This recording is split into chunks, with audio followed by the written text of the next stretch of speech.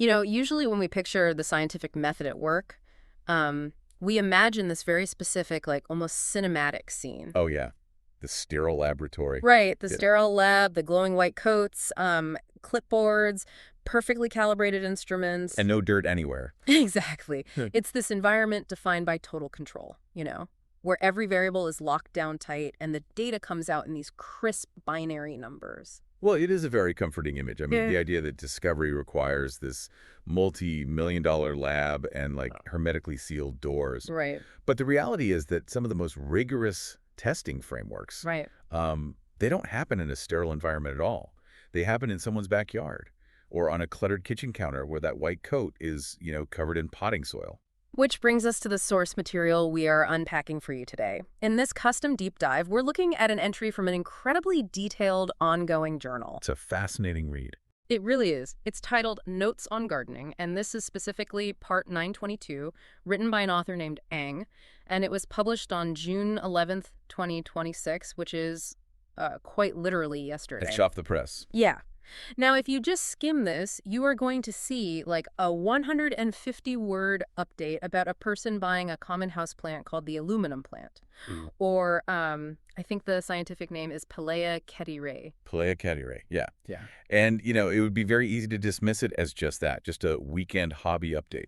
I'll admit, my first thought was, why are we analyzing someone's trip to the garden center? Right. But when you actually read the methodology embedded in this tiny paragraph, you realize it is a complete blueprint for how to test and observe any system. It really is. I know it sounds a bit funny to apply rigorous scientific frameworks to a $5 houseplant, but the underlying logic Ang uses here is actually a masterclass in experimentation. Because the mechanics of observation, they don't change just because the stakes are lower. Yeah, that's a good point. The principles of isolating variables and establishing a baseline, they apply whether you are testing a biological organism, a new workflow at your job, or a piece of software.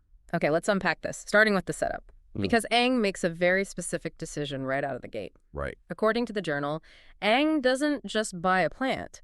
They acquire exactly 2 specimens of the aluminum plant at what they note is an affordable price. Right. 2 of them. Yeah. And the stated goal is to assess their suitability across different areas, paying special attention to varying microclimates.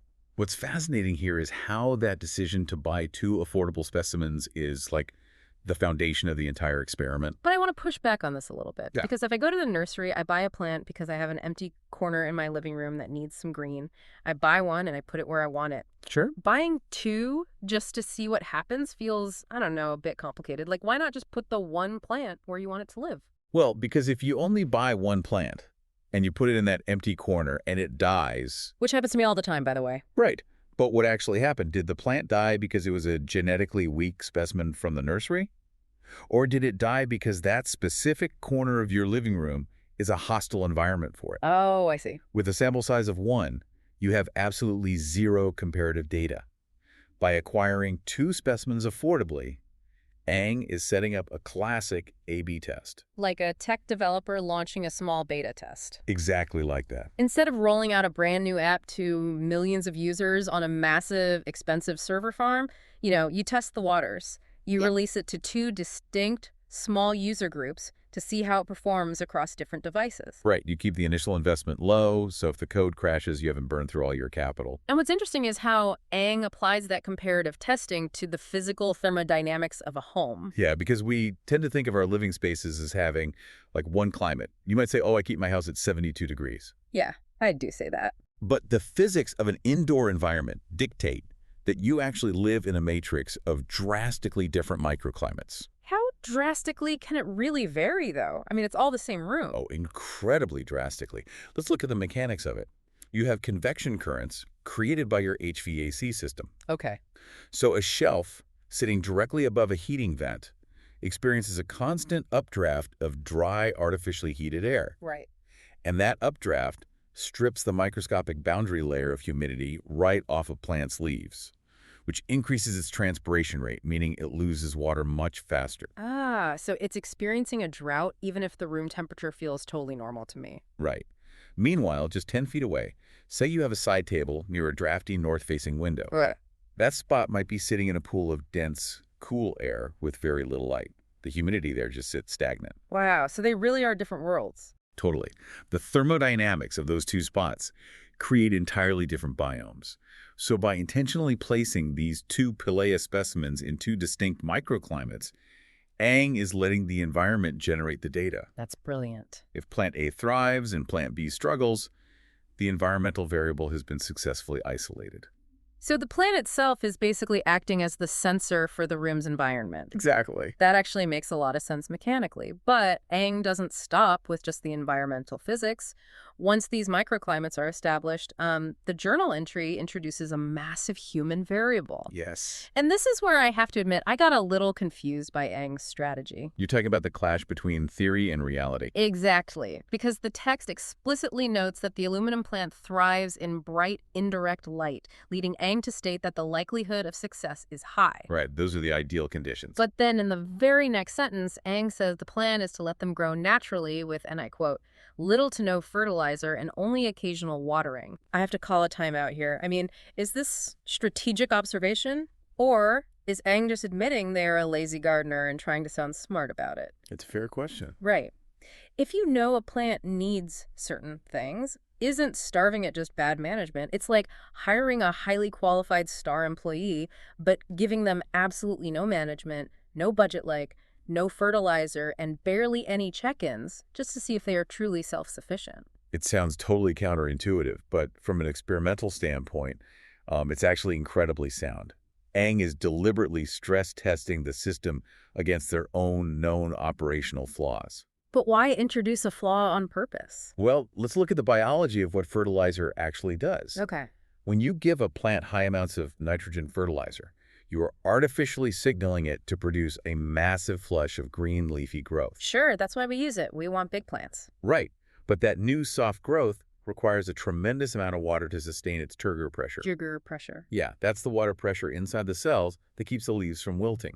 Okay, got it. So if you fertilize it, you are basically committing to watering it constantly. Correct. You are artificially inflating the plant's maintenance requirements. Oh, wow. If Ang knows that their reality involves only occasional watering, maybe they travel often or, simply forget, then giving the plant fertilizer would be catastrophic. Because it would get too big to support itself. Exactly. The plant would produce a canopy it couldn't hydraulically support with just occasional watering, and it would collapse. That makes so much sense. So by withholding fertilizer, Ang is forcing the plant to grow slowly, matching its metabolic rate to the reality of the water scarcity. So benign neglect isn't just laziness. It's actually aligning the organism's metabolism with the actual constraints of the environment.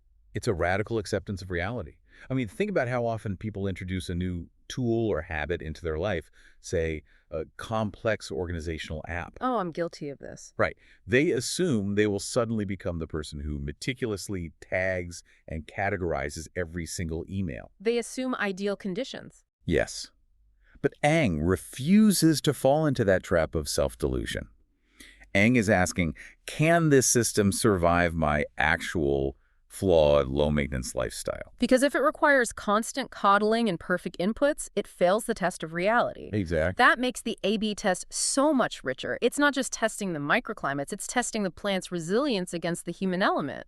Yeah. But biological systems aren't static. Even if these two plants survive the microclimates and the benign neglect, time is still passing, they are going to age. The inevitable degradation of the system. Right, and Ang anticipates this perfectly in the next section of the journal. According to their research, Ang notes that as the Pilea ages, it inevitably gets what gardeners call leggy. Yes, the legginess. Here's where it gets really interesting. Because in almost every other context, when something gets stretched out and sparse, we throw it away. A machine wears out, we scrap it. Sure. But Ang views this inevitability not as a failure, but as a trigger for a specific protocol. Right. Ang identifies propagation by cuttings as the fastest and most suitable approach to counter this legginess. Before we talk about the cuttings, help me understand the mechanics of legginess. I mean, why does a healthy plant suddenly start looking like a sparse, stretched-out weed as it gets older? It's a fascinating biological process. It's driven by hormones, specifically one called auxin, and a phenomenon known as etiolation. Etiolation, okay. So, in a natural forest environment, if a plant senses that it is being shaded out by the canopy above it, it basically panics. It believes it is competing for survival. Oh, wow. So the plant concentrates its auxins in the stem, directing all its energy into rapidly elongating the spaces between its leaves. Those are called the internodes, to literally stretch upward and find the sun. So it's sacrificing its bushy, compact aesthetic for vertical height. Exactly. It's a pure survival mechanism. Now, indoors, even in bright indirect light, the light source is often directional, like coming from a single window. Right. So over time, the plant naturally stretches toward that limited light source. The lower leaves drop off because they aren't photosynthesizing efficiently enough to justify their metabolic cost to the plant. Ah, I always wondered why the bottom leaves fall off first. That's why. The result is a long, bare stem with a little tuft of leaves at the very top. It becomes leggy. It's a structural failure caused by the passage of time and the physical limits of the room. Yes. So Aang knows this will happen, and the planned countermeasure is propagation by cuttings, which, when you really look at it, is an incredible workaround. You take the healthy top of the plant, snip it off, and grow an entirely new root system. It exploits a really cool biological mechanism called totipotency. Wait, totipotency? What does that mean? So unlike most human cells, which are locked into being, say, a skin cell or a heart cell, Like stem cells. exactly like stem cells, Hmm. plant cells in certain areas, like the nodes on a stem, are totipotent. They contain the genetic instructions to become any part of the plant. That is wild. It is. So when you take a cutting and subject that node to a dark, moist environment like soil or water, it switches its biological programming, stops making leaves, and starts generating root tissue. I love how scalable that analogy is. Think about a text document you use every day for work. Okay. Over the years, you add notes, you format it, you copy-paste things, and eventually the file just becomes corrupted, slow, and bloated. It gets leggy. Well, that's a great way to put it. Right. You don't need to hire an IT firm to rebuild your entire operating system. Yeah. You just highlight the uncorrupted core text, the good data at the top. You copy it and paste it into a brand new, clean file. You take a cutting. If we connect this to the bigger picture, the level of foresight Aang is displaying here is truly exceptional. Yeah. Because remember the timeline of this journal entry? Yeah. June 11th. Aang literally just brought these plants home yesterday. Right. They haven't even finished the initial evaluation of the living room microclimates. Yeah. And yet the end-stage life cycle management is already drafted. Aang has the exit strategy mapped out before the ink is dry on the purchase receipt. Yes. Understanding that there is an inevitable future flaw, the legginess, and having a scientifically proven, mechanically simple countermeasure ready to deploy is how you manage long-term systems. So when the plant eventually gets sparse, there's no panic. Exactly. The solution was built into the operational model from day one. It transforms what is normally a linear lifespan. Like, you buy a plant, it gets ugly, you throw it out into this cyclical, sustainable loop. It's brilliant. But just when Aang outlines this perfect cloning solution, the journal entry ends with a massive pivot. Yeah, the brakes get pumped hard. The source concludes with Aang stating very clearly that they are holding off on this propagation for now. They are intentionally choosing to wait a few months before starting the actual cutting process. Right. So what does this all mean? I mean, if I'm Aang and I know the plant will get leggy and I know cutting it works, why wait? It's a good question. You just bought 2 affordable plants. If you take cuttings right now, you could have 4 plants. You could test 4 microclimates. Why artificially delay the process? This raises an important question about the discipline required in data gathering. It really comes down to confounding variables. Okay. If Aang were to jump straight to propagation, just to maximize the sample size, it would completely destroy the integrity of the original experiment. Wait, how does making more plants destroy the experiment? Well, let's go back to the established baseline. Phase 1 is designed to test 2 very specific things. The microclimates and the benign neglect. Exactly. The physical microclimates of the house and the plant's tolerance for low water and no fertilizer. Right. If you bring the plant home and immediately chop the top off to propagate it, you are inflicting massive physical trauma. Oh, I see. You've introduced a major biological stressor on day 1. Precisely. Now, fast forward 2 weeks. Let's say the plant dies. Why did it die? Did it die because the drafty window was too cold? Did it die because it couldn't survive your low watering schedule? Or did it die because it lacked the energy reserves to survive a severe pruning in a totally foreign environment? You have absolutely no idea. The data is totally muddied. You've lost the ability to isolate the cause of failure. So by intentionally waiting a few months, Aang is exercising the discipline to let phase 1 run its full course. That makes sense. Waiting allows the plant to acclimate.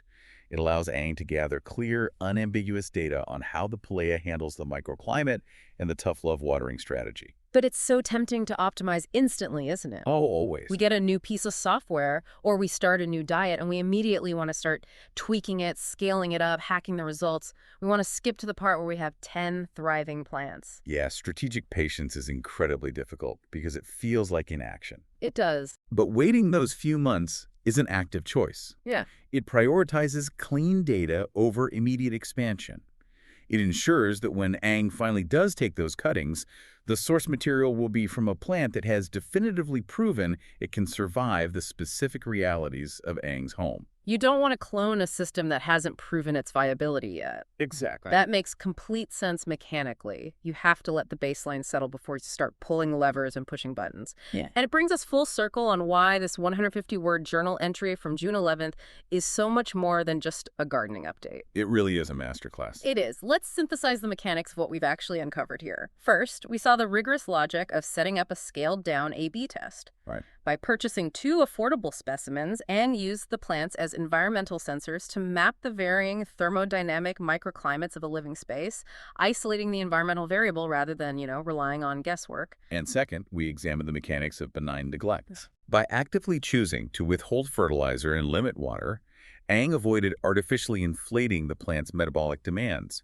They effectively stress-tested the organism's resilience against real-world human constraints, rather than theoretical ideals. And finally, we explored the biology of legginess, how auxins and etiolation cause a system to stretch and degrade over time. Right.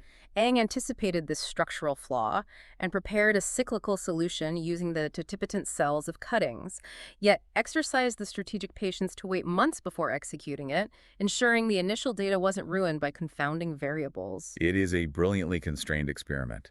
It asks you to observe the physical realities of your environment, be brutally honest about your own operational flaws, and resist the urge to interfere before the data is actually clear. Which is an incredibly grounding way to approach any new endeavor. And that leads us to the final thought we want to leave you with today. Yes. We want you to step back from the botany for a moment and look at the systems running in your own life right now. Think about your own microclimates. Exactly. If you were to apply Aang's exact methodology to a current project or a habit you're trying to build, what would that look like? If you forced yourself to set up a small, affordable test across 2 different microclimates in your routine, applied a healthy dose of benign neglect to see what survives your natural flaws, and then patiently waited a few months before taking cuttings of the best parts to scale up, what would that experiment look like for you today? It's a reminder that sometimes the most profound discoveries, they don't require sterile environments and perfect inputs. Right. They just require patient observation of the messy reality right in front of you. To trade the binary certainty of the lab for the practical, applied science of the living room. Thank you so much for joining us on this custom deep dive. We loved unpacking the mechanics of this with you, and we hope you carry a bit of that strategic patience into whatever environment you are testing next. Take care.